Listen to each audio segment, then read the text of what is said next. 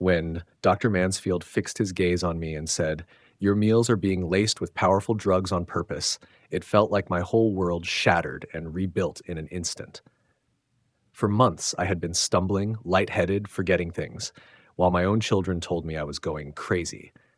Sitting in that spotless office, I understood the truth. The very ones I had given my life to were slowly poisoning me to speed up their inheritance. They wanted me broken and helpless. Instead, they ran into a former soldier who still remembered how cold and relentless he could be when a mission demanded it. How I carry out this mission will leave you stunned. Before we continue, please subscribe to stay updated on our latest stories. The waiting room in the clinic carried that usual sterile hum when Claire rested a hand on my shoulder. "Dad, are you all right? You look kind of pale," she asked, her voice soft with concern. Tyler glanced up from his phone, quickly tucking it away. "Pop, if you are not feeling well, we can push this visit to another day." A warmth spread through me. At 74, it meant something to have children who would cross the whole city just to sit with their old man at a doctor's appointment. "You really did not need to come," I told them, though inside I was grateful. These spells had been hitting harder lately. "Of course we did," Claire laughed, that same bright laugh I had cherished since she was a little girl. "We are not letting you do this by yourself. You drove me to every practice, every soccer game. You even worked extra hours so I could have those pricey cleats I swore I needed." Tyler leaned forward, nodding. "And all those years you covered my rent during that unpaid internship, kept me in school, made sure I got through. We will always be here for you, Dad." Their words wrapped around me like comfort I had been missing. For months, I had battled strange spells, dizzy spells that sent me into walls, moments of blank confusion where I forgot conversations right after they happened, trembling hands that made a cup of coffee feel like a hazard. The doctors kept running tests, but every result came back clean. "At your age, Mr. Brennan, these matters can be complicated," Dr. Whitman had told me at my last visit. "We cannot make conclusions without stronger evidence." In plain words, they had no clue what was wrong and would not admit it. The incidents were getting worse, sharper. Just yesterday, I had stood in my kitchen for 15 minutes, blank on why I went in there at all. Claire had found me, eased me into a chair, and made me tea with honey, just the way I used to do when she was sick. "Mr. Brennan?" Dr. Mansfield's voice broke into my thoughts. He stood at his office doorway, his look calm but edged with urgency. "Could I speak with you privately for a moment?" I pushed to my feet, and both kids reached out to steady me. "We will come with you, Dad," Claire said. Dr. Mansfield shook his head firmly. "I am sorry, but I need to see him alone first. It will only take a few minutes." The short walk to his office felt like a mile, my legs unsteady. He closed the door carefully, then faced me with the same look I remembered from military briefings, when news was about to change everything. He leaned forward, dropping his voice to a whisper. "Mr. Brennan, I need you to pay close attention. Your blood results show strong traces of benzodiazepine and other sedatives, high levels, but you are not prescribed any of these medications." I clenched the arms of the chair. "What exactly are you saying?" "Someone has been secretly tampering with your meals, slipping in medication you were never prescribed. The dizziness, the memory lapses, the disorientation, they are not natural. They have been forced on you." He paused, letting the words settle. "Mr. Brennan, someone has been deliberately lacing your food with sedatives." The room tilted for a moment, and I gripped the chair to steady myself. "Doctor, that cannot be right. I live with my kids. Claire handles nearly all the cooking. She is so attentive, always making sure I eat well, and if she is busy with work, Tyler jumps in. They look after everything." Dr. Mansfield's face stayed serious. "I know this is difficult to accept, but the tests are clear. The medications we found match what we see when someone is being given sedatives on purpose.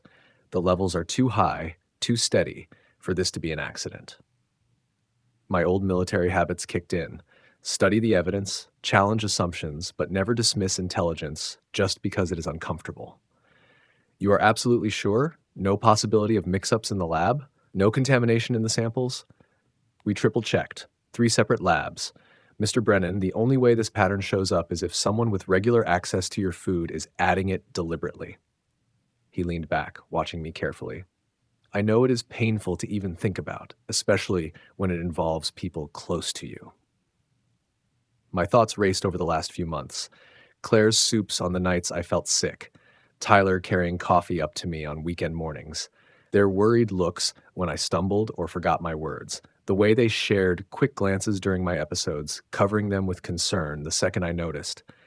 If this is really happening, I said slowly, how do I stop it?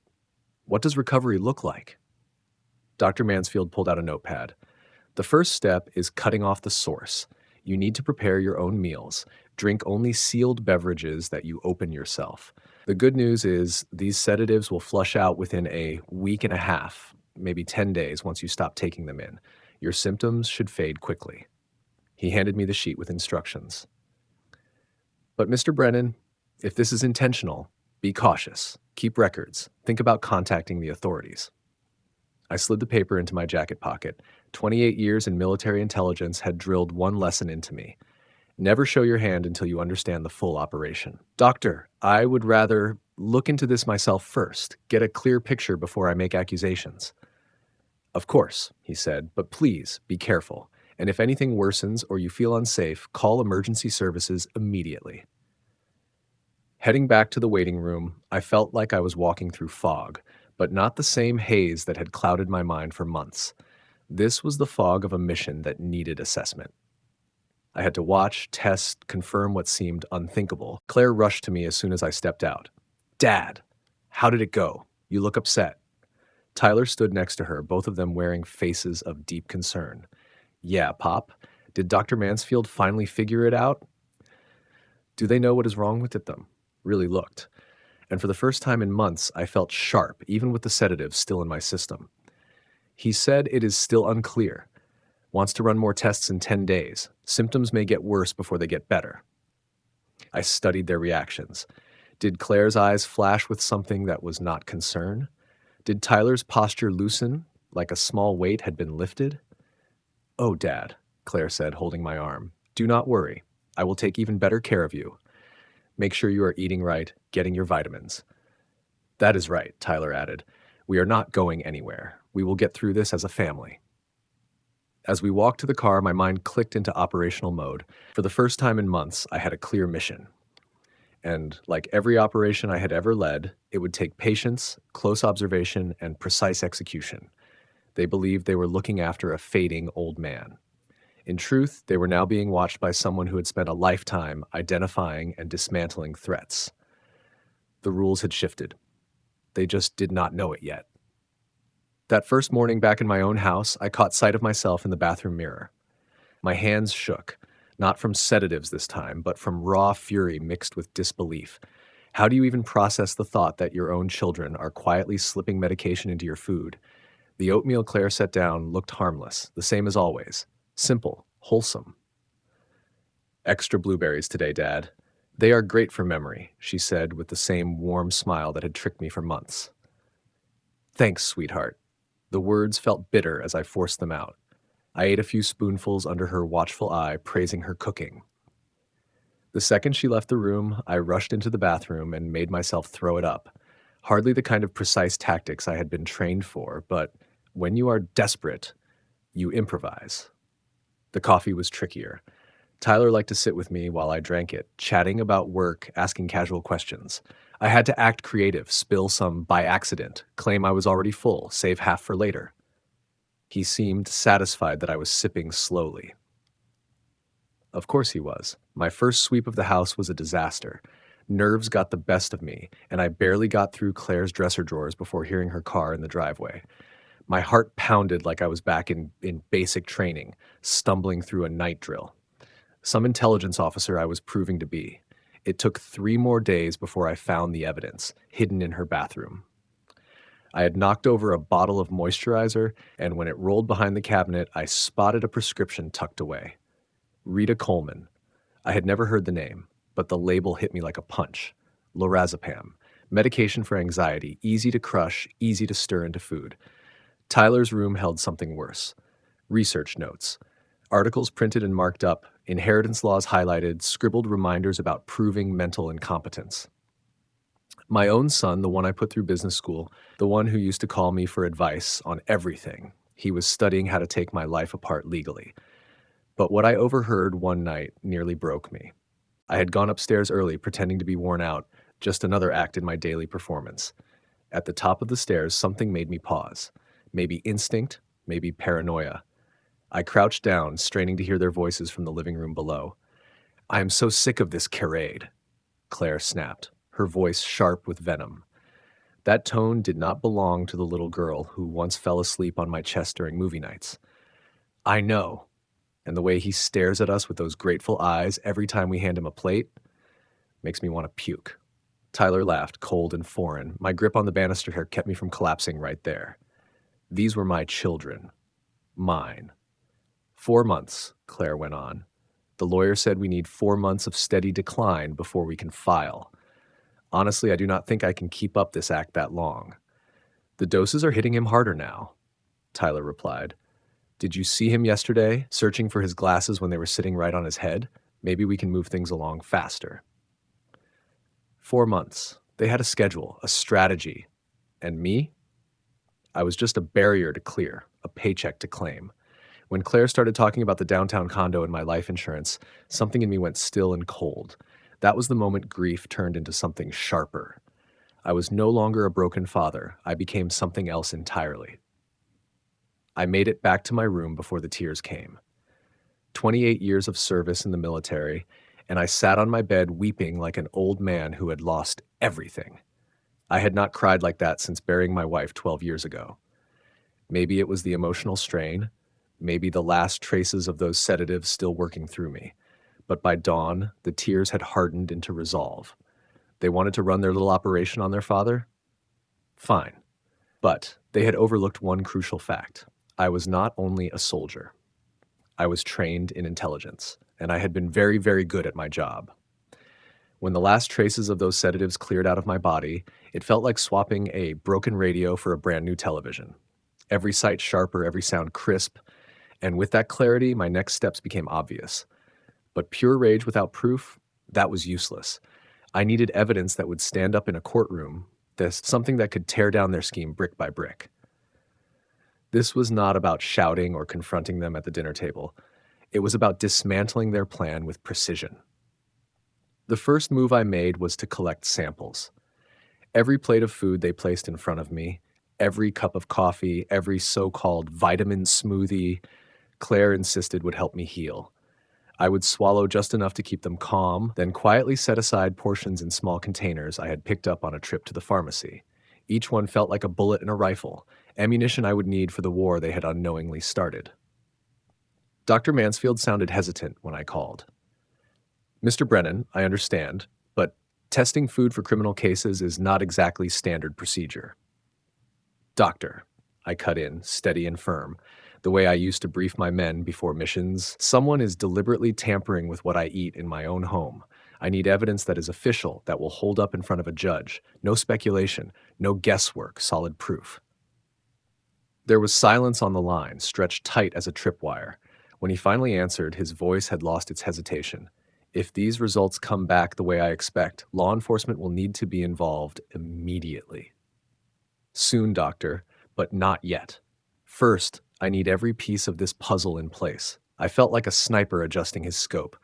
Patience mattered more than speed. Next, I needed backup. Not from the police, not from agencies with paperwork and red tape. I needed the kind of men who had bled with me in places most people could not find on a map. I called Eddie Knox first, my old sergeant major. He answered before the second ring.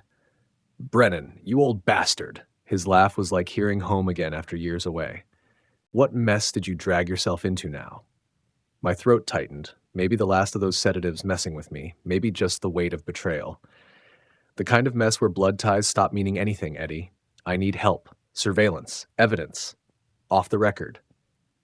The line went silent. I knew that silence. That was Eddie calculating, weighing threat levels the same way he used to before we kicked down doors overseas. When he finally spoke, his voice carried the same iron I remembered. What do you need? Eyes on the house when I am not there. Someone who can document everything without being noticed, and someone who can make sure nothing disappears if things turn bad. Done. He did not ask why. He did not need to. Karl Voss lives 45 minutes from you. Retired, restless, itching for something to do. He will jump on this. The second call was to Danny Park, our old comm specialist. I laid out what I needed: cameras, recording gear, equipment that left no paper trail. How deep does this go? Danny asked, his tone heavy. He had seen too many missions spiral out of control not to question it. Life or death deep. The words burned as I said them, admitting just how far things had gone. Jesus, Brennan. He let out a sharp breath. I will have a package on your doorstep tomorrow, clean, no trace. And Brennan, watch your back. The last call was the hardest. Kenneth Rhodes, my lawyer and once a fellow soldier. When his voice came on the line, it was like finding water in a desert. Kenneth, I need to change my estate. Major revisions. And I need them airtight, untouchable. Of course. When do you want to come in? His professional calm barely covered the concern in his tone. Tonight after hours. And Kenneth, it has to stay between us until I give the word. It felt like I was calling an airstrike on my own coordinates. That evening, in his office with the blinds drawn, I laid everything on the table: the test results, the conversations I had overheard, the steady attempts to break me down. With every detail, Kenneth's face darkened like a storm building overhead. My God, Brennan, your own children. His lawyer's mask cracked, showing the soldier underneath. The words felt like swallowing nails. I want them erased from the will. Everything goes to the veteran community: housing, medical programs, scholarships, and I want it ironclad. No loopholes. No way to fight it, no matter what happens to me. Kenneth's pen moved fast across his pad, each stroke deliberate. I will make sure no attorney in the country can touch it. But Brennan, if this is real, you cannot keep it quiet forever. The police will need to be brought in. I will. But first, I want them to feel the weight of their loss. I want them to see clearly how completely they have wrecked their own futures. I leaned forward, that old predator inside me rising after months of acting like prey. They thought they were outsmarting a frail old man. I am about to show them what happens when you bring a pocket knife to a battlefield. 5 days later, Dr. Mansfield called, and it felt exactly like the enemy contact I had been waiting for. His voice was steady, clipped. The tone of a man delivering hard news with military precision. Mr. Brennan, every single sample came back positive for lorazepam and zolpidem, levels high enough to cause serious mental impairment and steady enough to prove intentional tampering. My fists tightened, muscle memory from years of controlling anger under impossible conditions. Will this hold up in court? Without question. The chain of custody is clean, the lab's certified, and the evidence is airtight. His words carried certainty like steel. By law, I am required to notify law enforcement immediately. Not yet, doctor. Give me 1 week. I need to make sure they cannot cover their tracks or vanish before the blow lands. I felt like a sniper with his target framed in the scope, finger resting on the trigger, waiting for that one perfect moment. That night, I sat in my study, the very room where I had once helped both kids with their homework, and drew up the final parts of my plan. The irony was sharp. I had taught them how to think ahead, weigh options, consider consequences. Now they were about to learn what happens when the students try to match wits with the teacher. Phase 1 was finished. I had proof, legal security, and trusted allies. Phase 2 promised to be far more satisfying. They believed they were stalking me, but hunters never realize they have become the hunted, at least not until the trap slams shut. And I was ready to spring the deadliest trap of their lives. Karl Voss showed up on a Wednesday morning looking exactly the part he was supposed to play, a retired Special Forces man now passing himself off as a handyman. His cover was flawless. He was there to help me with home repairs while I recovered from health problems. Claire and Tyler accepted the story right away, probably even relieved that someone else had taken on part of the burden of caring for their father.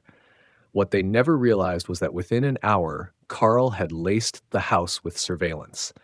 Tiny cameras hidden in smoke detectors, inside picture frames, even in the coffee maker.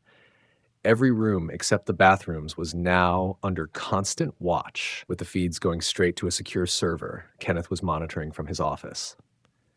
"Your kids are sloppy," Karl whispered while we pretended to check the kitchen cabinets. "The girl doesn't even bother hiding it." Yesterday, she crushed up pills right there on the counter and stirred them into your soup like she was adding salt.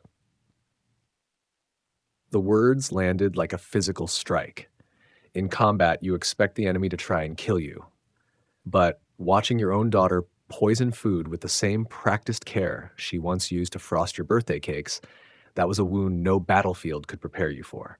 My phone buzzed with a text from an unknown number. Package confirmed, all documentation secure, ready for next phase. T. Danny's equipment had arrived, and every moment in that house was now being recorded and stored in multiple safe locations. Later that afternoon, Claire brought me her usual healing smoothie, a blend she swore would help my memory and balance. She stood by, watching intently as I raised the glass to my lips, her eyes locked on me in a way that made my skin crawl. "This one tastes different," I said, lowering the glass a little, "sweeter than the others." Her smile was pleasant, but her eyes stayed cold. "I added honey. You've seemed so tired lately. I thought the natural sugar would give you a boost." What she had really added, Carl's footage showed, was a double dose of crushed zolpidem. "You're so thoughtful," I replied, pretending to take another sip. We were both lying through our teeth like actors reading from a script neither of us wanted to admit existed. "I don't know what I'd do without you." "Don't worry, Dad. I'll always take care of you." Her words dripped with sweetness, but the look in her eyes was all calculation, like a predator sizing up its prey.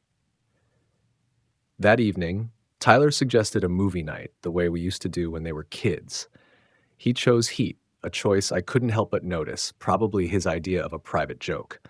While he thought I was slowly unraveling under the weight of their plan, I was recording every minute through Danny's hidden devices.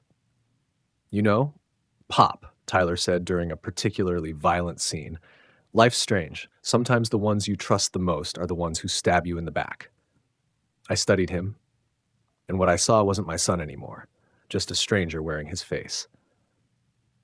"That's true," I answered quietly. "But betrayal has a way of circling back. People who think they're clever usually end up learning they weren't as smart as they thought."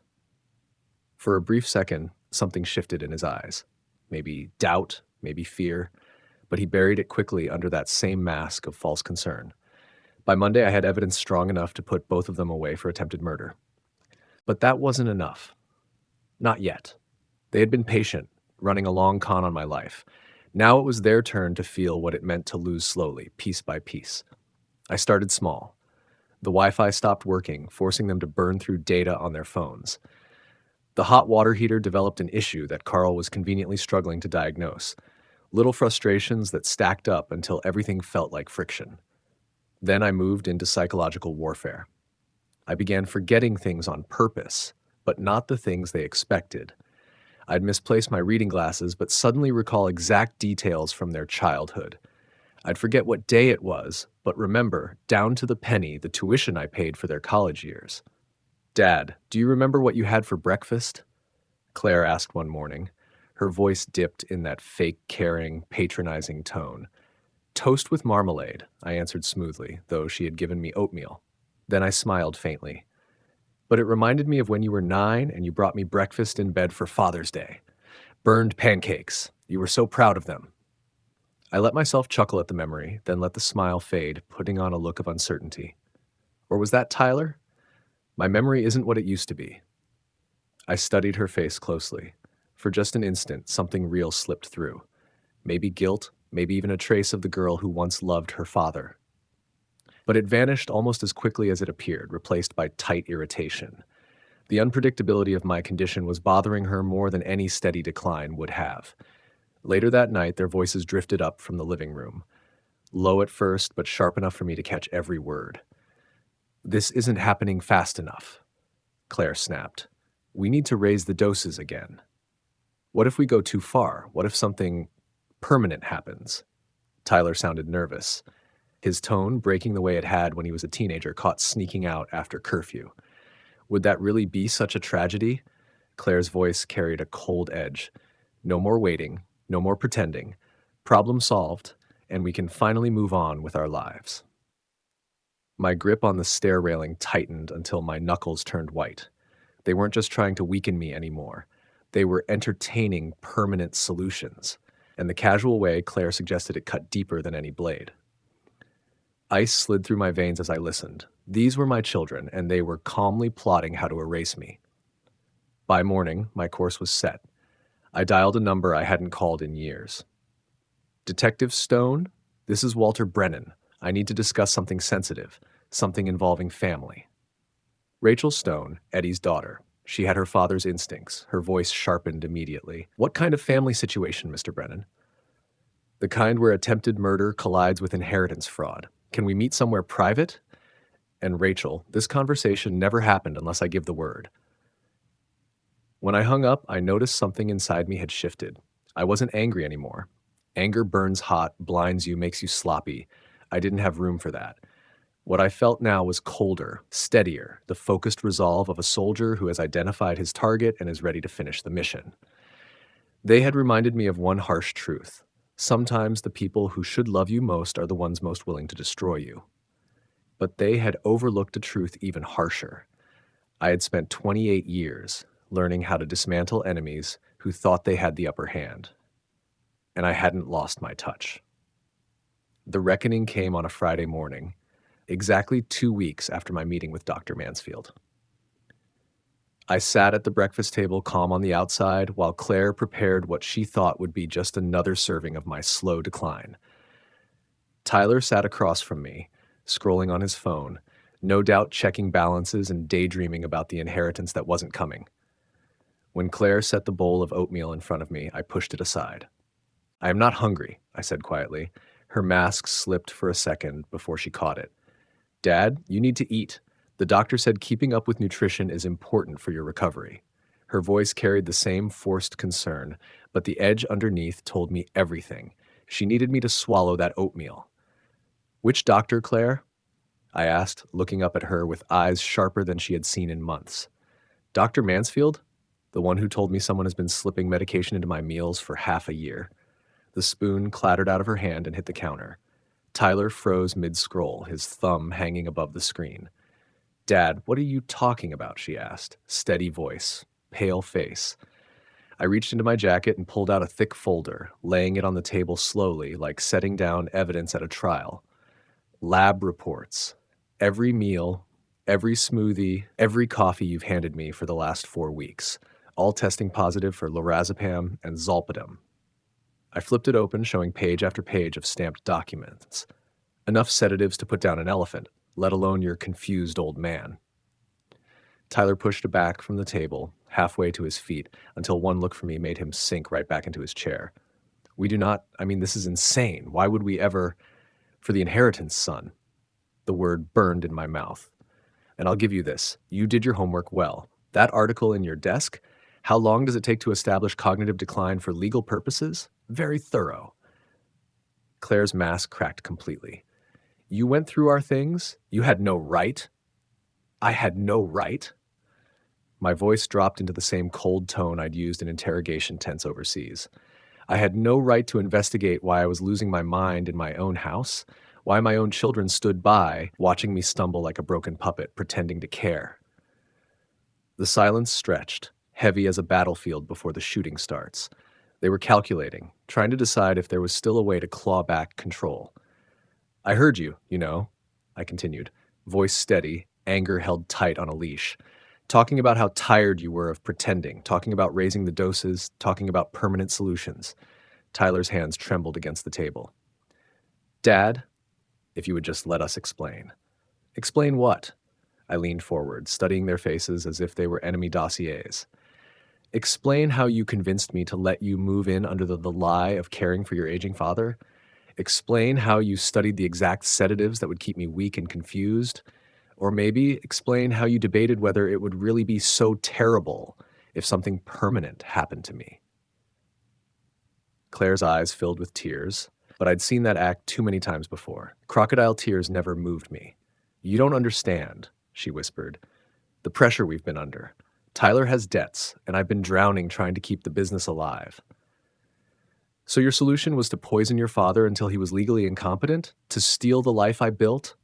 I rose to my feet, slowly, deliberately. 74 years in my body, but in that moment, I felt sharper, more dangerous than I had since leaving the service. Here's what I do not understand. What exactly did I do wrong? They stared at me, caught off guard. For the first time in this long war, it was my turn to watch them struggle for answers.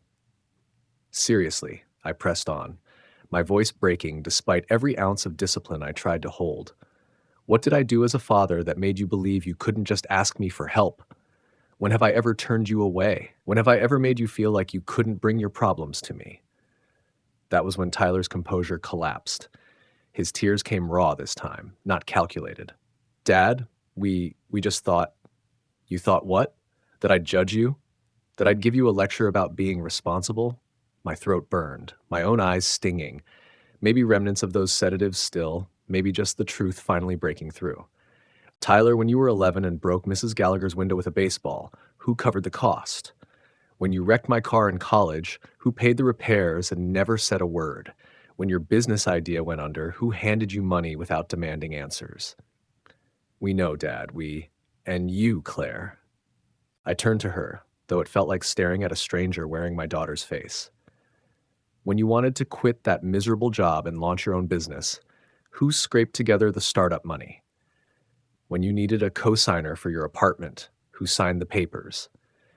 When you called me in tears because that man betrayed you, who drove 4 hours just to sit with you, bring you ice cream, and let you cry until you fell asleep.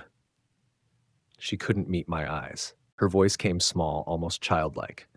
Daddy, we never meant for it to go this far. We just needed. You needed what?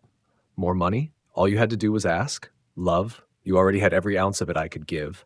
Respect? I've been proud of both of you every single day, even when you failed.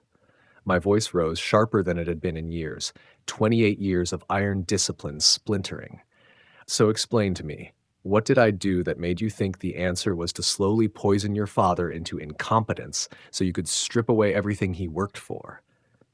The kitchen went dead quiet, except for Tyler's quiet sobbing. Claire stared down at her trembling hands, tears dripping onto the table. She began, then faltered. We thought it would be easier than... Easier than what? Than telling the truth? Than treating me like a man instead of an obstacle? Than disappointing you again, Tyler whispered, so faint it nearly vanished under his tears. Something tore inside my chest then, not fury, not hate, but something heavier. The grief of a father realizing that his love hadn't been enough.